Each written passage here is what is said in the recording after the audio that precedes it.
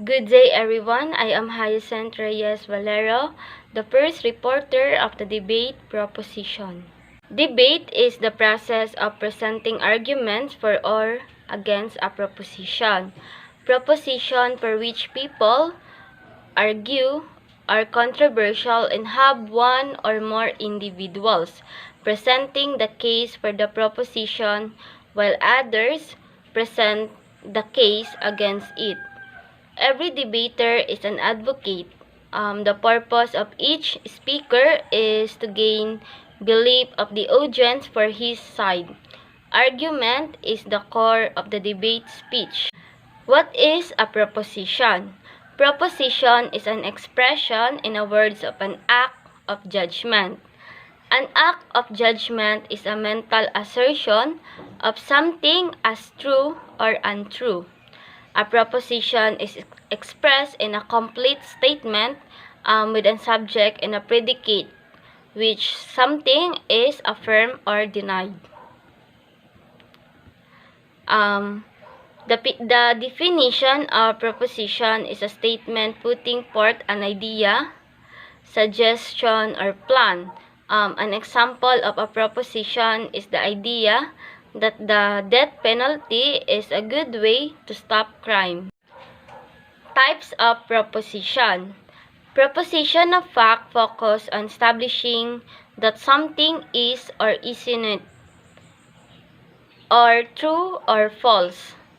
A proposition of policy is one that includes a statement calling for an action. The action is examined to determine whether such an action would be desirable or undesirable. For example, proposing the students should spend more time on homework is proposition of policy. Characteristics of a good proposition. First is the proposition must be in the form of assertion. Second, the proposition must express only one act of judgment. Third, the proposition must be susceptible of only one interpretation. Fourth, the proposition must be unprejudiced. Fifth, the proposition should avoid abstractions and generalization. Sixth, the proposition must be concise and simple. 7, the proposition must be debatable. 8, the proposition must be interesting. A good debate presents complete information and factual setting. Debate is supposed to inform the public of what they should know, to educate the people, and help them reach a logical understanding of the facts. Debaters should feed the audience the necessary facts and evidence to will properly aid the latter in the learning, grasping, and appreciating the novelty of the motion. Debaters should not rely merely on their own opinions, but on the general principles laid down by the authorities and experts. Hi, good morning everyone. I am Dexter Villanueva, and today I will discuss about the forms of the proposition. There are 4 types of the form of propositions. First, the parliamentary body.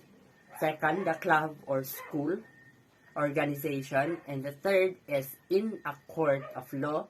And the last one is in the Sangguniang Panlawigan or Sangguniang Bayan. In the parliamentary body in modern politics and history, parliament is a legislative body of the government.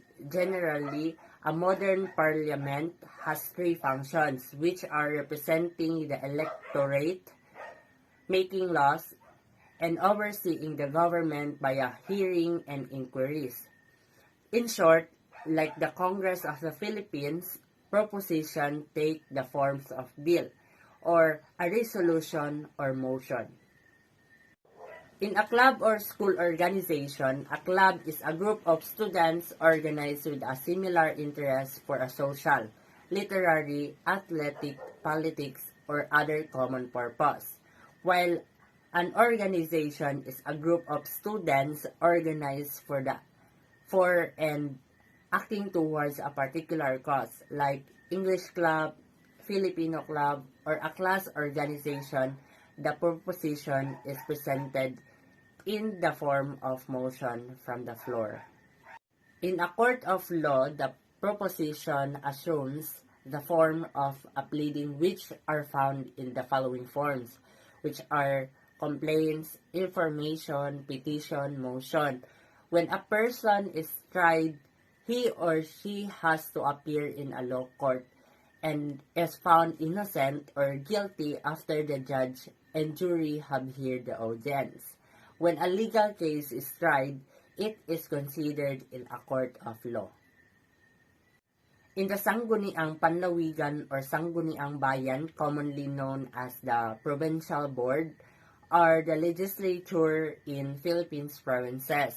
They are the legislative branches of the provinces, and their powers and responsibilities are defined by the Local Government Code of 1991. Along with the provincial governor, the executive branch of the province, they form the province's government. The proposition takes the form of an ordinance, a resolution, or a motion. So good day everyone, I am Jeremie Uyat from BS Ed Social Studies, and I will going to discuss about the proposition in context debate. So for debate purposes must possess the following features. So I will going to discuss the different kinds of features for the proposition in context debate. So first, context debate, it must only express an act of judgment. Under no condition must it express two or more acts of judgment. So when we say act of judgment, it is a mental assertion of something untrue or true. So to illustrate, like for example, woman is a word, Filipino woman is a term. Woman or Filipino woman does not assert an act of judgment to be affirmed or to be denied. Therefore, a word or a term may not be a subject of argumentation.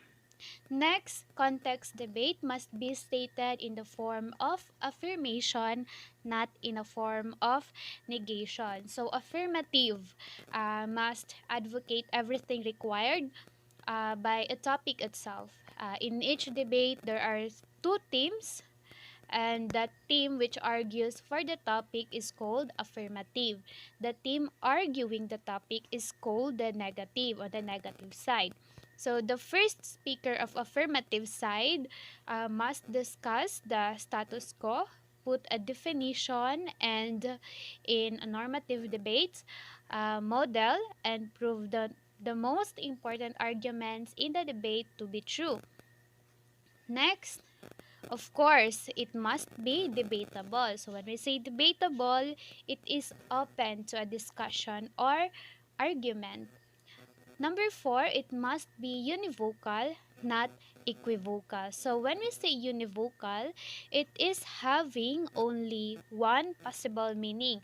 On the other hand, equivocal is having two or more equally applicable meanings, or capable of double or multiple interpretations. Therefore, debate should be univocal to avoid misunderstanding and misinterpretations. So number 5, it must never be biased or unprejudiced. So debate should never be biased because it may lead to people to hold strongly to false beliefs or to gain more weight to information that supports their belief than is warranted by the evidences. It must be stated in a simple and concise language. So it should not be complicated, nothing added, while concise is brief yet including all the important information. Use a concise language and a language that all audience can understand. Next, it must not contain any form of abstraction or generalization. As what I have said, that it must be simple and concise and avoid generalization to avoid overdue of information. Number 8, it must be relevant to the times. So, it should be related to a subject or to something happening or the subject being discussed.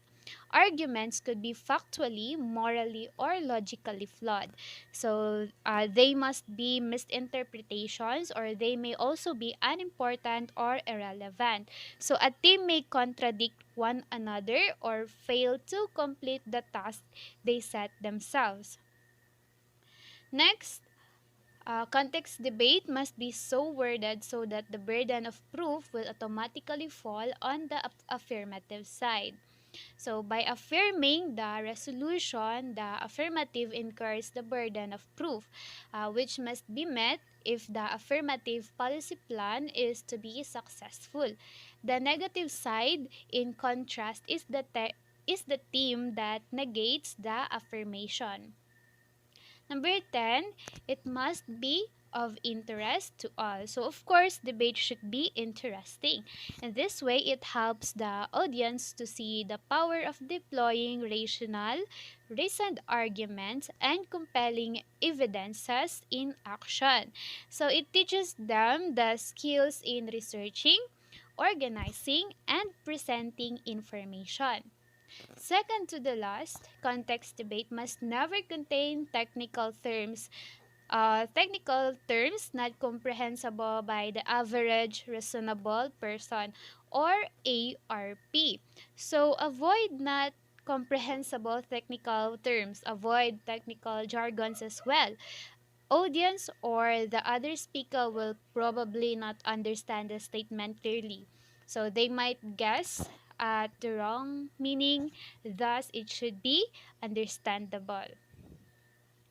So last, it must not have been over debated. There are propositions that had been debated over and over again since time immemorial. They must be avoided. So there are a lot of topics that already been discussed a year ago. Like there are also some of the most controversial topics lasted over 25 years. So like for examples, civil rights, censorship, and freedom of speech, climate change, death penalty or capital punishment, and many more. So to handle these controversial topics, avoid taking sides, remain neutral and objective.